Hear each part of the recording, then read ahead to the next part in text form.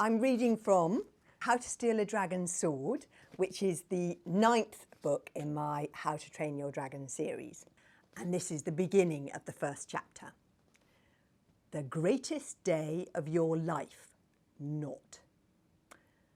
One long ago winter's midnight, Hiccup Horrendous Haddock III awoke with a frightened start. Despite being the hope and heir to the tribe of the Hairy Hooligans, Hiccup was a gangly, skinny, ordinary-looking boy with the kind of face that was easy to overlook in a crowd. To tell the truth, he had not been sleeping very well. It is difficult to sleep well if one's bed is a hammock suspended 3/4 of the way up Angry Mountain. The hard way of Angry Mountain is a cliff so high that it takes 2 nights and 2 days to climb it. It is so vertical that a climber has to hammer in a couple of nails and spend that night sleeping uneasily in a hammock hung precariously from the shiny rock.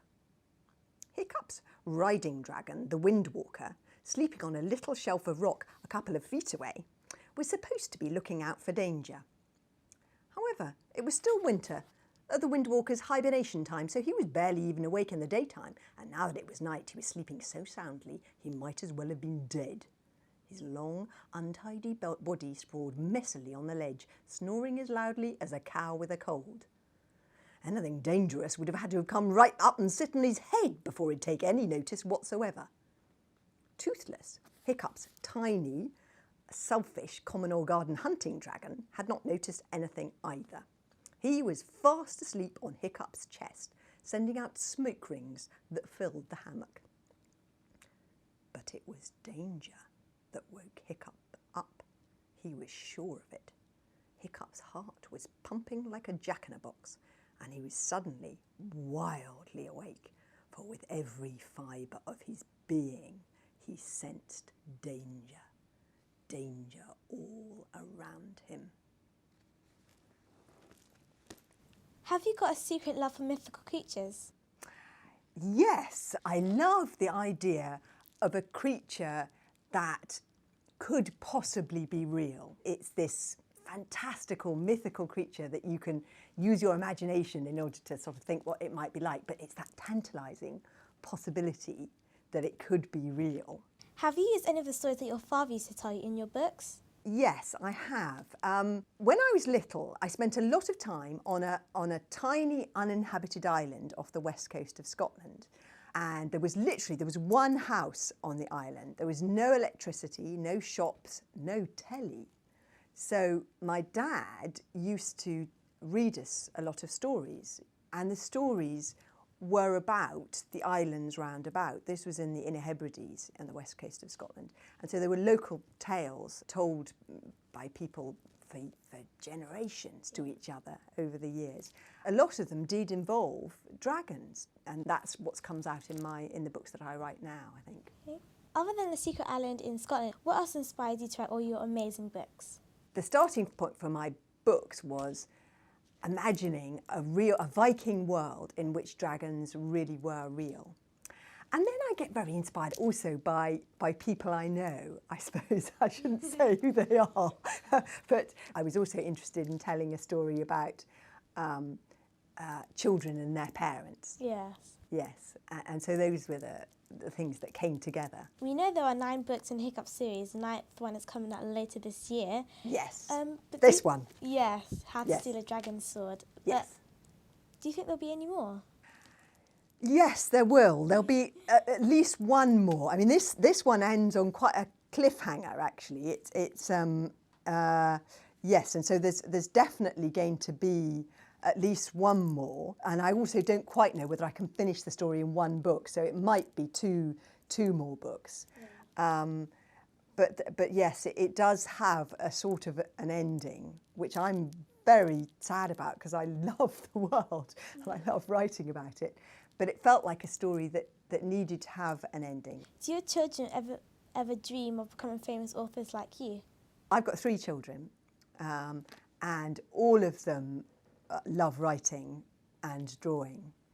And I don't know, I mean, they're still very young. The oldest is 13, who knows? But they do suggest ideas for things in the books as well. And in fact, I wrote one of the characters Kamikaze, who's a girl character. I wrote it because my eldest daughter, wanted that character in the book. That's so nice of you. So yes, they do read the books and they do make suggestions, and I do listen sometimes. Like you said earlier on, you grew up without watching television during your summer holidays and when you lived on the island and stuff. Yeah. But children spend lots of time watching television nowadays. Do you think having a break from TV was really important in helping you become an author and to read more books? The answer is yes. I think being bored is quite important because it makes you be creative. It makes you make up games and think of ways to entertain yourself, and it makes you creative. You know, it's good for making you make things up to be bored. So I think having some time away from the television, you know, is quite important. The other thing is I think it's quite important not to do so many clubs and to do some clubs and things, but to have so much time that is to do with clubs and to do with, you know, organised time, and to have some time to make things up. Which do you enjoy more, writing picture books or writing books for older children? A baby knows so little, you know, it's quite limited what you can write about. So you have to be very clever about what you write. So it's not necessarily easier writing picture books, but I love writing for older children just because you can do more in writing for older children, yeah.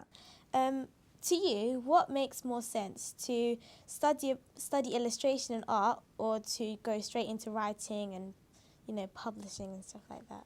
I studied writing and I went to art school.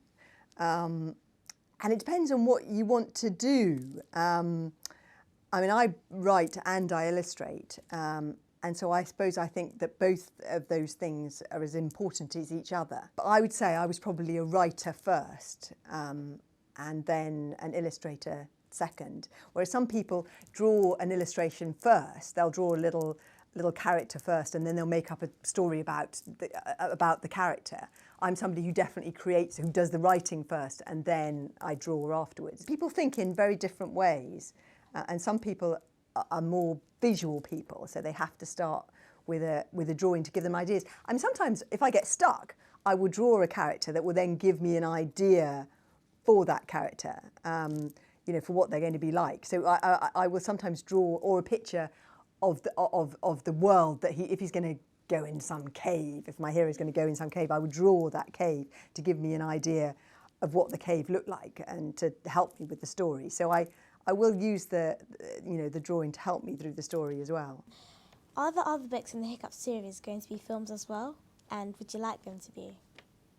There's going to be 3 Hiccup films, and there are 10, or if not 11, Hiccup books. The film is slightly different from the books because it sort of has to be, because if you've written a 10-book series, you know, and there's going to be 3 films, there's obviously going to be differences. But I absolutely love the film, so I am very happy that they're making 3 of them. Have you seen the film? No, I have to admit I haven't seen the film. However, the book is still very good. Oh, thank you. Thank you, sweetie. If you could have a superpower, what would it be? A superpower? There's so many great superpowers. How can I choose one? Superpower. Oh, flying is a good one. Invisibility is good. That's a bit sneaky, but invisibility is good. I think flying is great. And what's the thing where you can move objects? In fact, I'd love so many. I'd love superpowers.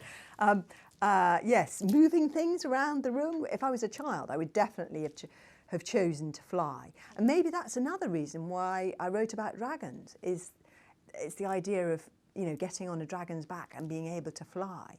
And that's what they can do in the film so beautifully, is that you can show the flying. It really is like you're flying on the back of a dragon. If I was to choose one, I think it would have to be flying. I think probably. If you wasn't a writer, what would you be? I'd like to be a stand-up comedian. And I think it would be quite scary. I mean, very scary. Don't you think it'd be quite scary?